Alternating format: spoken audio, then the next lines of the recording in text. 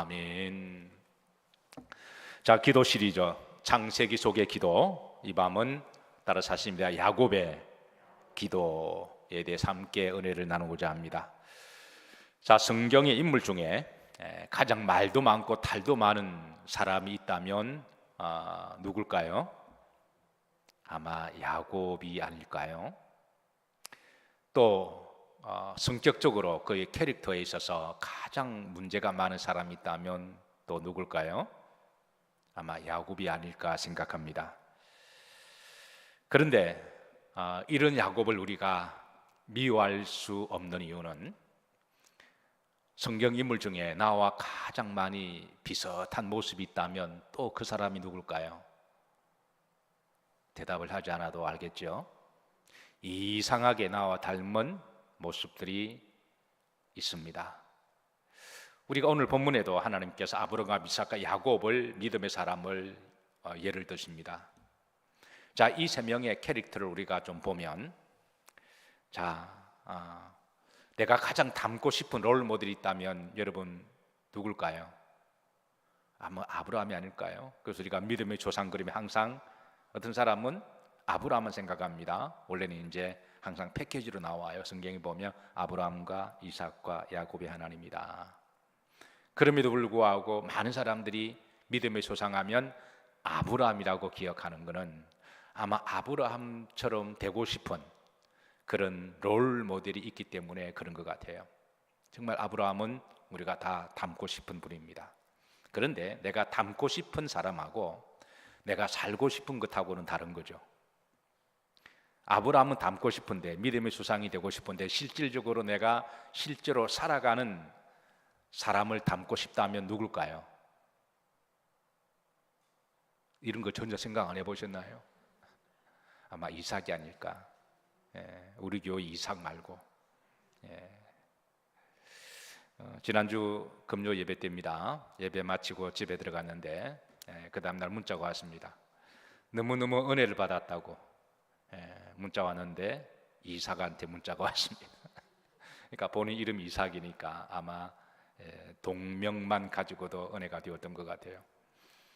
그러면서 하나님께서 축복하셔서 여러분 아시다시피 참 이삭이 경찰이 된 것 하나님 은혜요. 그런데 우리나라에서 또 제일 가고 싶은 또 가고 싶다고 가는 것도 아니고 신청한다고 되는 것도 아닌데 서초 경찰서에서 근무하잖아요. 그것도 본인이 생각해도 기적이라고 늘 고백합니다. 그런데 또 지난 금요일 날 또 특진을 했습니다. 저도 이제 오늘 또 우리 김희숙 군사님이 너무 감사하고 감동이 되어서 이제 간정 비슷하게 제게 문자도 보내시고 또 통화를 좀 잠깐 나눴는데요. 제가 잘 몰랐던 이야기를 하시더군요. 우리나라 이제 경찰에 대한 여러 가지 직제가 좀 새로운 조직이 바뀌면서 처음으로 진급 특진 제도가 생기는데 5명을 특진시켰다 그래요.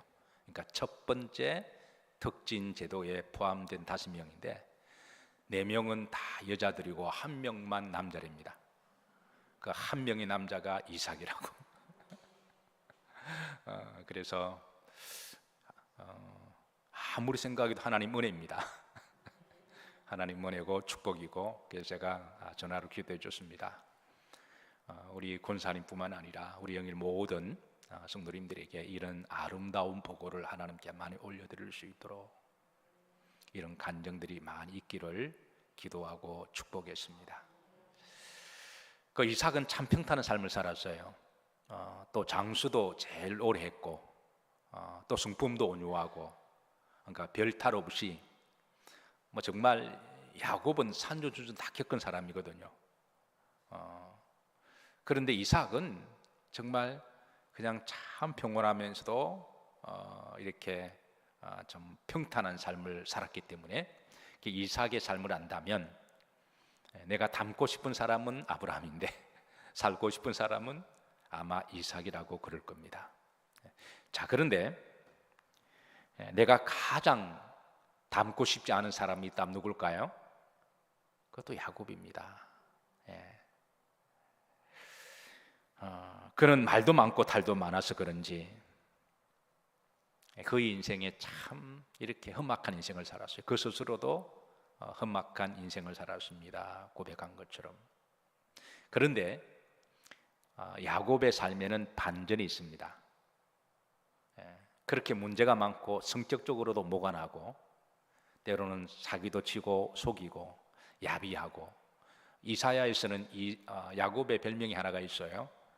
혹시 여러분 뭔지 아시나요? 지렁이입니다. 너 지렁이 같은 야곱아, 하나님이 붙여주신 별명. 그 정도로 좀 야비한 부분이 있습니다. 캐릭터가 상당히 문제가 많아요. 근데 어떻게 하나님이 그런 사람을 영적인 장자로 택하셨을까? 여기에 하나님의 비밀이 있기도 하고 여기에 하나님의 희망이, 우리의 희망이 있습니다. 야곱과 가장 닮은 사람이 누구라고요? 옆 사람 한번 보시죠. 서로 보시면서 당신입니다 한번 하시죠. 그러니까 우리 모두에게 그런 기질이 있으니까 우리가 야곱을 미워할 수가 없는 거죠. 그러나 동시에 야곱을 택하시고 야곱을 축복하셨다면 나에게도 희망이 있고 소망이 있는 줄로 믿습니다. 자, 야곱에게 있어서 하나의 반전이 있는데요. 그는 말도 많고 탈도 많아서 그런지 따라서 하자면 기도도 많았습니다. 그런 성격적으로 굉장히 모관한 사람입니다. 여러분, 성격적으로 모관하면 가장 힘든 사람이 누굴까요? 바로 옆에 있는 사람? 아니요, 자기 자신입니다. 옆 사람도 힘들지만 자기가 자기를 자꾸 찌르거든요. 자기가 제일 힘들어요.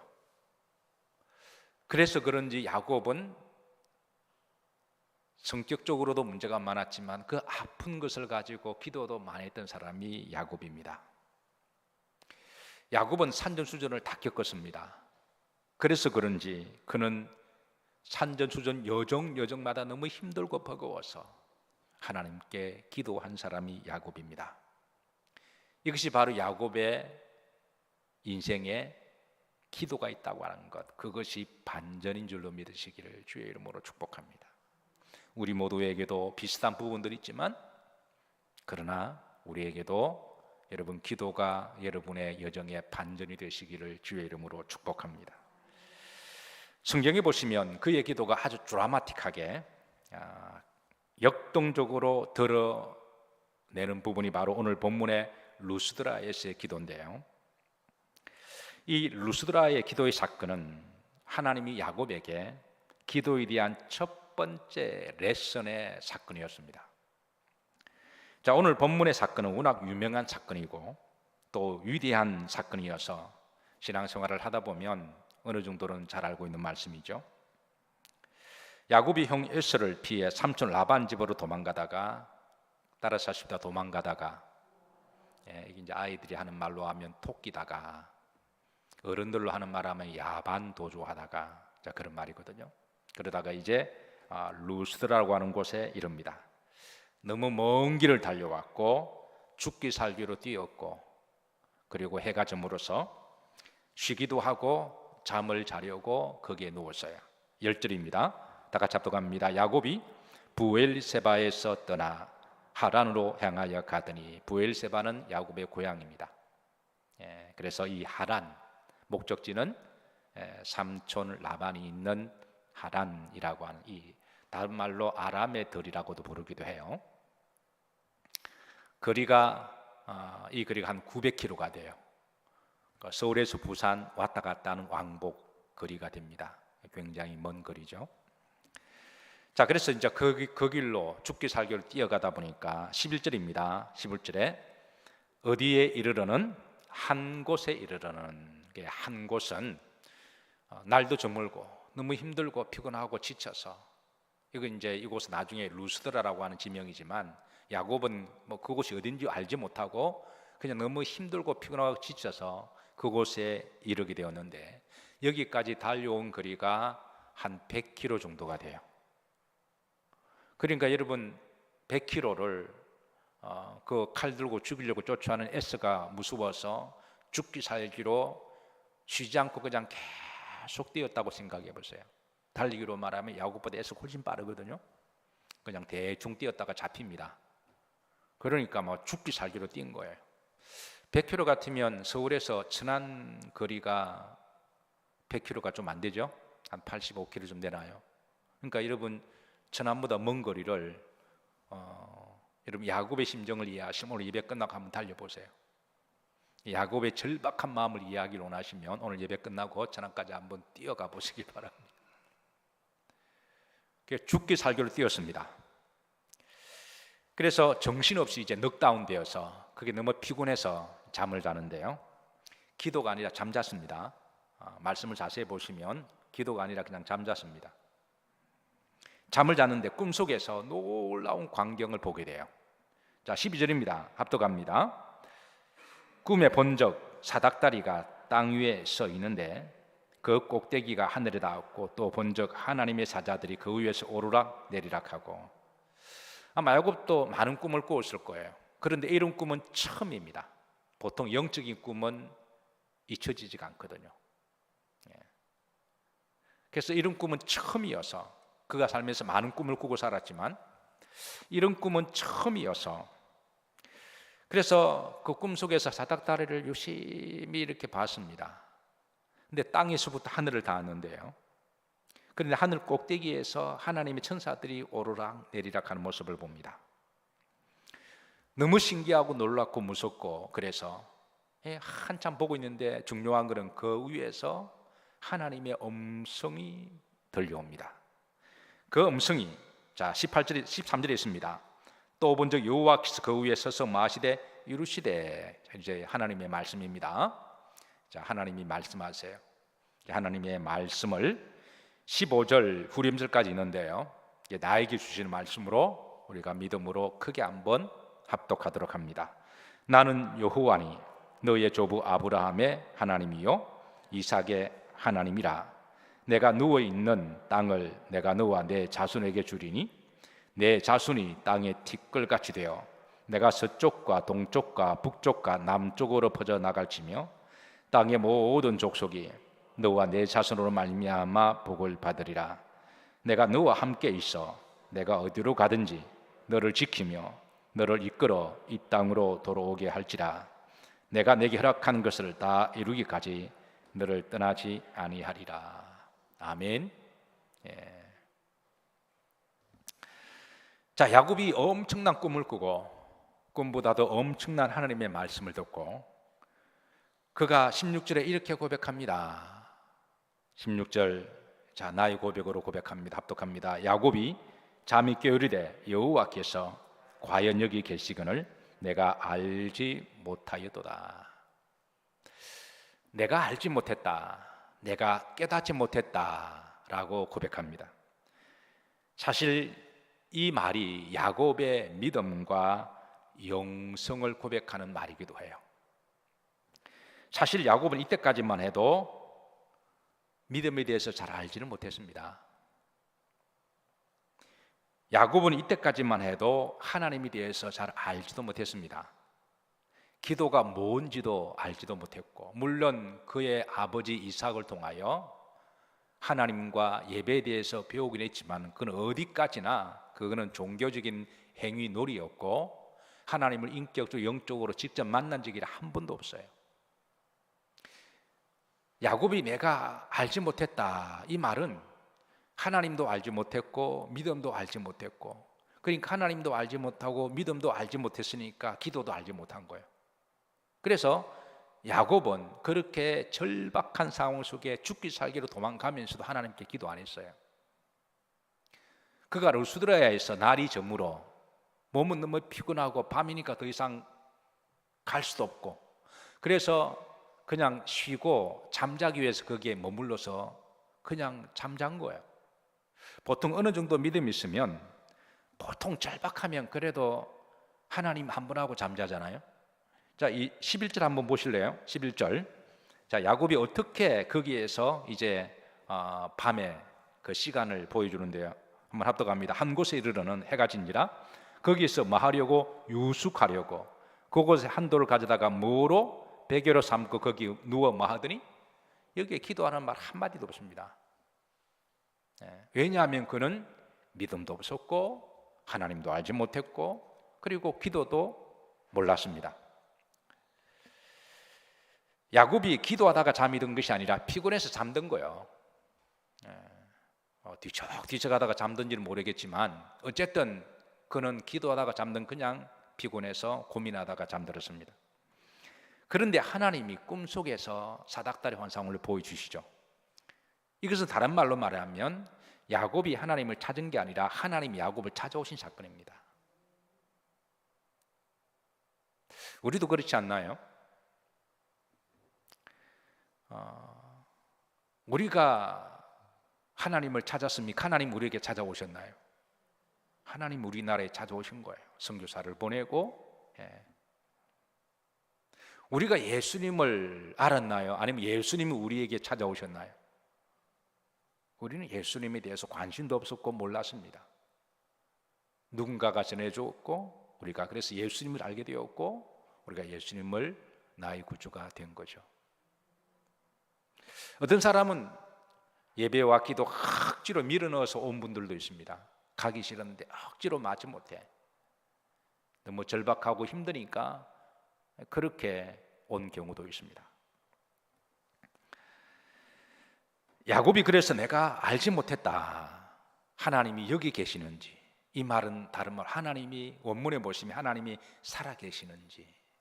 이게 비동사로 되어 있거든요. 비동사는 있다라는 뜻이지만 존재 동사기도 하잖아요. 문법적으로 하나님은 살아 계시는지 내가 알지 못했다. 알았다면 그냥 잤을까요? 기도했죠. 그러나 중요한 것은 하나님이 야곱에게 찾아오시고 이제 야곱에게 기도하는 법을 가르치기 시작했다라는 거예요. 그리고 이 사건으로 말미암아 야곱은 이때부터 하나님에 대하여 서서히 알아갑니다. 믿음에 대해서 서서히 깨닫기 시작하고 기도도 알아가기 시작합니다. 우리 그래서 다음 주에 말씀 보겠지만 야곱의 소원 기도가 오늘 이 사건을 통해서 나오게 된 거예요. 자, 그리고 야곱은 이렇게 17절에 이렇게 고백합니다. 합독합니다. 이에 두려워하여 이르되 두렵도다. 이곳이요 이것은 다름 아닌 하나님의 집이요 이는 하늘의 문이로다 하고 그랬습니다. 사랑하는 성도 여러분, 깨달아지고 은혜를 받은 곳이 하나님이 계신 곳인 줄로 믿으시기를 주의 이름으로 축복합니다. 하나님은 어디에 계시느냐? 내가 깨달아지는 곳에 하나님이 계십니다. 그리고 아침에 일찍 일어나 제단을 샀습니다. 18절입니다. 다 같이 합독합니다. 야곱이 아침에 일찍 일어나 배교로 삼았던 돌을 가져다가 기둥으로 세우고 그 위에 기름을 붓고, 그러니까 돌로 기념비를 세웁니다. 그리고 그 위에 기름을 부었다. 이거 전형적으로 제단을 쌓는 거거든요. 이 제단을 쌓는 방법에 대해서는 야곱이 아버지 이삭을 통해서 수없이 보한 거니까. 여러분, 은혜를 받고 깨달아지면 하나님 앞에 예배를 드리시기를 주의 이름으로 축복합니다. 예배를 드리시되 감사 제단을 쌓으시기를 주의 이름으로 축복합니다. 저는 여러분들의 삶 가운데 믿음 가운데 감사가 많아지기를 주의 이름으로 축복합니다. 내가 은혜를 받았다. 내가 하나님께 감사할 일이 있다. 그 본인의 믿음 분량만큼 하나님 앞에 감사에 물러드리는 게 복입니다. 그래야 그 순간 하나님이 그거를 복으로 받으시지, 말로만 그냥 계속 그렇게 하면 나중에 하나님이 조금 서운해 하세요.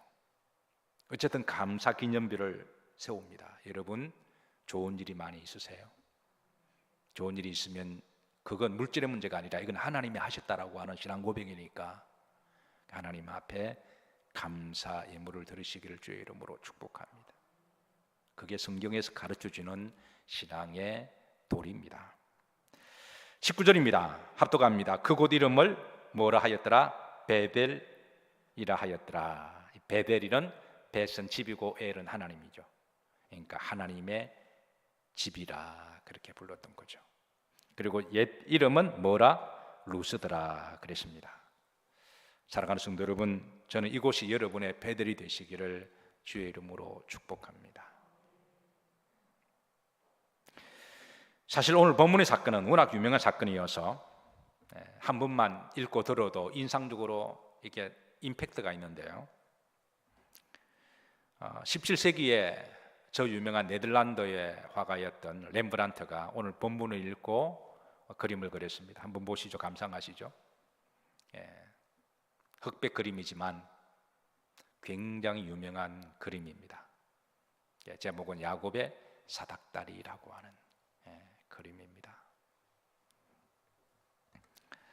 오늘 우리가 불렀던 찬송 중에 내 주를 가까이 하게 함은 오늘 본문을 배경해서 나온 찬송과 가사기도 하죠. 특별히 2절과 4절에 보면 내 고생하는 것 옛 야곱이 돌베개 베고 잠갔습니다. 4절 보시면 야곱이 잠겨 일어난 후 돌단을 산 것 본받아서. 사랑하는 성도 여러분, 야곱의 인생에 반전이 있었던 것처럼 우리의 믿음에도 반전이 있으시기를 주의 이름으로 축복합니다. 그것은 하나님을 인격적으로 영적으로 체험하고 그에게 기도가 있는 때부터 그의 인생은 반전이 시작되었습니다. 오늘 본문 야곱은 그동안 살았던 고향을 버리고 이제 한 번도 가보지 못한 길을 걸어가는 여정인데요. 호세아서 12장 12절에서는 이 야곱의 여정을 있는 그대로 적나라하게 솔직하게 표현하고 있습니다. 따라서 하십니다. 야곱이 도망하였다. 한번 보실까요? 호세아 12장 12절인데요. 야곱이 누구의 들로? 아람. 이거는 삼촌 라반이 사는 그 동네를 아람의 들, 아람의 마을이라고 불렀거든요. 당시 아람 제국이 이제 삼촌 라반 있는 동네를 그게 통치를 하고 있었기 때문에 그래서 아람의 들로도 불렀습니다. 야곱이 아람의 들로 뭐 하였으며? 도망하였다.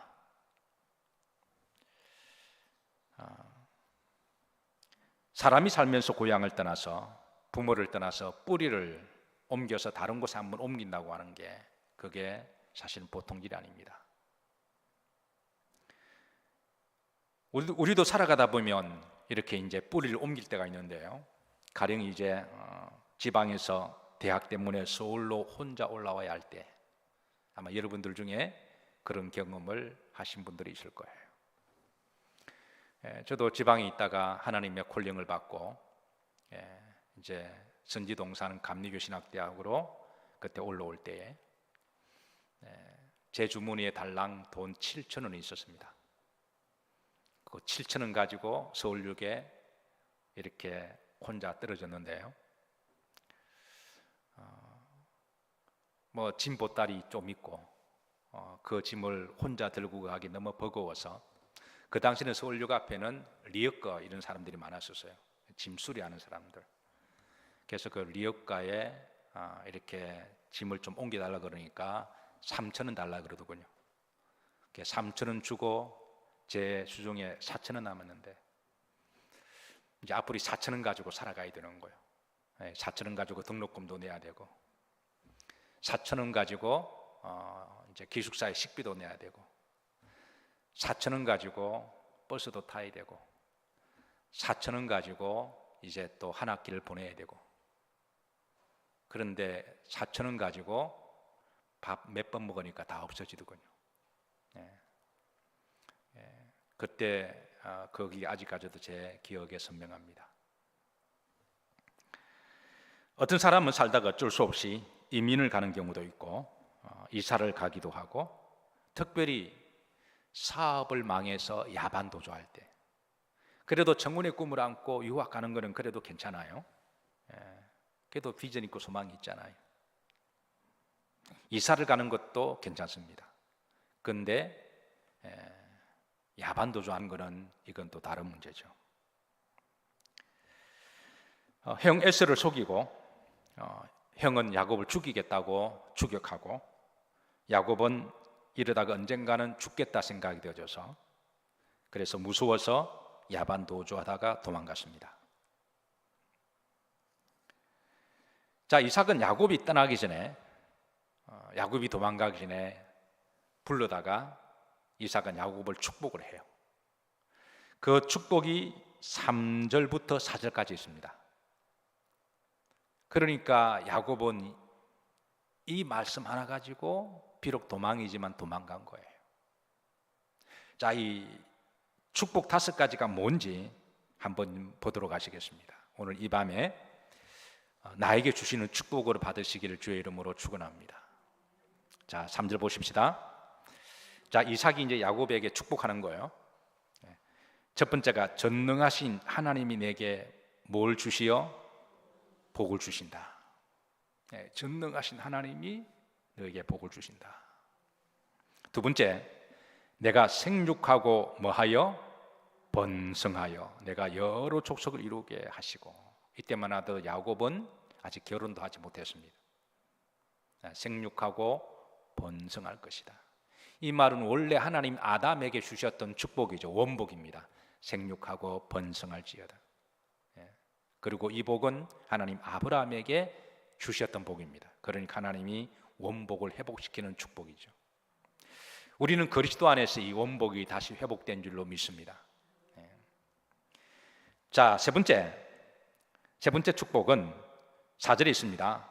아브라함에게 허락하신 복을 내게 주시되 그랬습니다.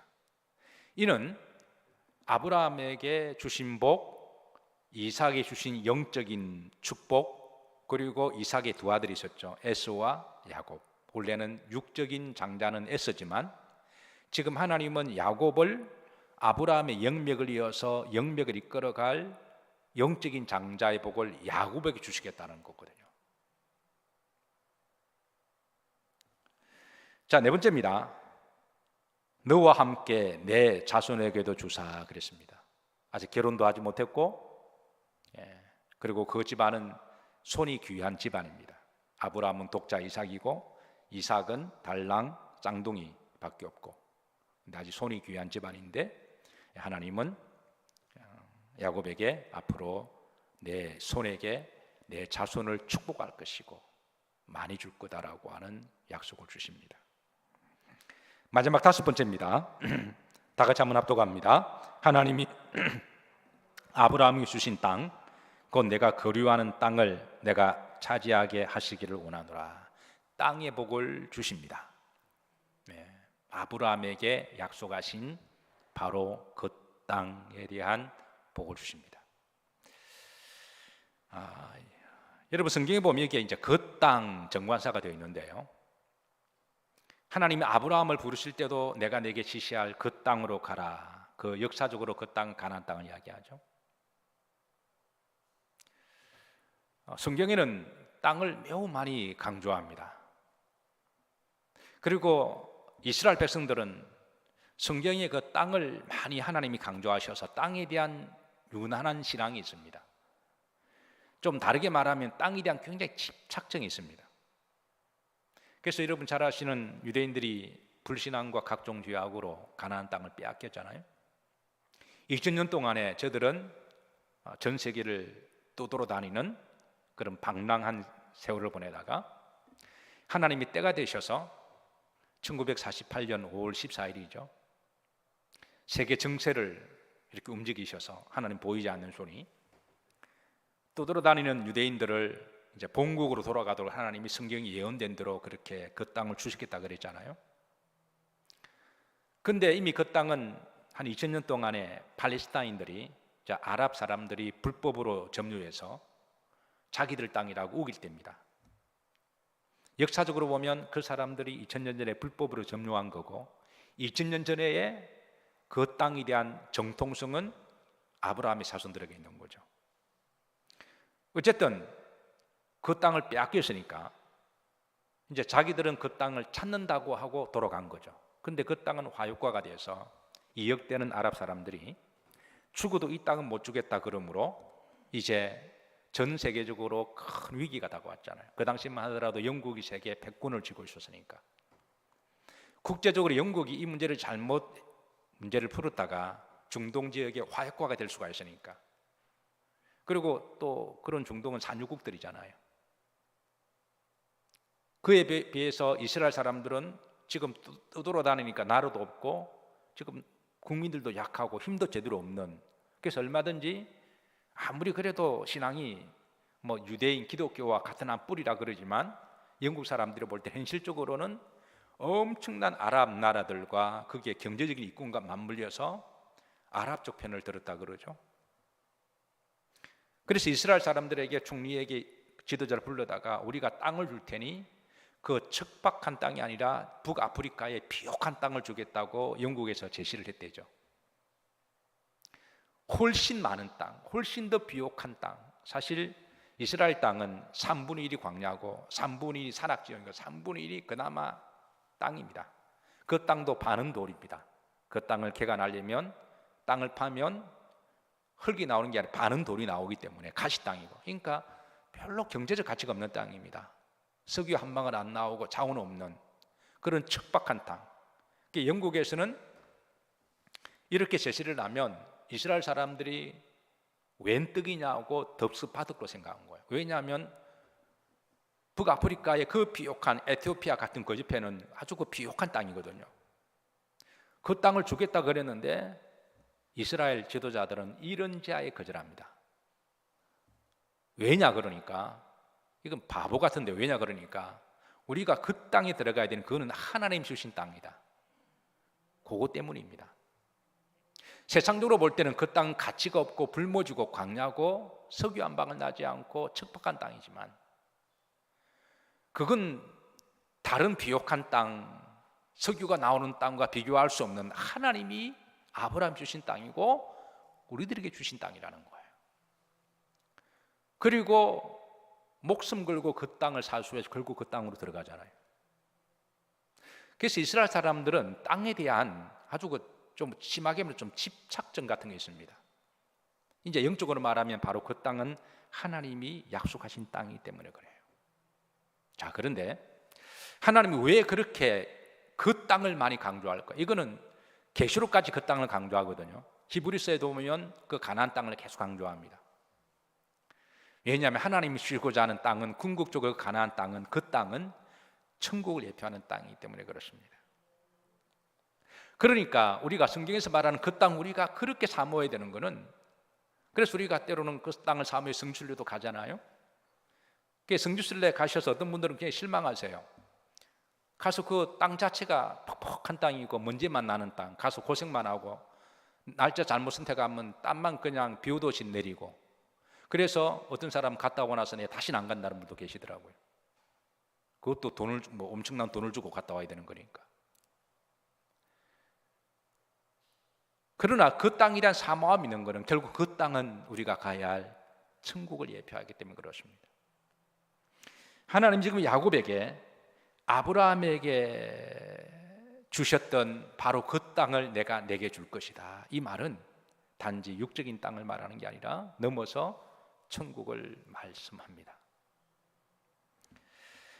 사랑하는 성도 여러분, 오늘 이 야곱에게 주셨던 이 하나님의 언약의 말씀을 갈라디아서에서는 사도 바울이 말하기를 우리가 믿음으로 예수님을 통하여 다 아브라함의 자손들이라 그랬거든요. 그래서 이 약속의 말씀을 여러분의 말씀으로 받으시기를 주의 이름으로 축복합니다. 말씀을 정리합니다. 야곱의 인생의 반전은 이 베델에서 시작되었습니다. 하나님에 대해서 알지도 못했고 또 믿음도 알지 못했던 여러 가지 문제가 많았던 캐릭터였지만, 그러나 그가 이 베델의 사건을 통하여 그의 믿음과 인생이 반전이 되었고, 그로 말미암아 이제 그는 하나님의 축복의 통로가 되었습니다. 그리고 베델에서 깨달았던 바로 그곳, 깨달아지는 곳이, 은혜를 받는 곳이 하나님의 집입니다. 저는 이곳이 여러분들의 베델이 되시기를 주의 이름으로 축복합니다.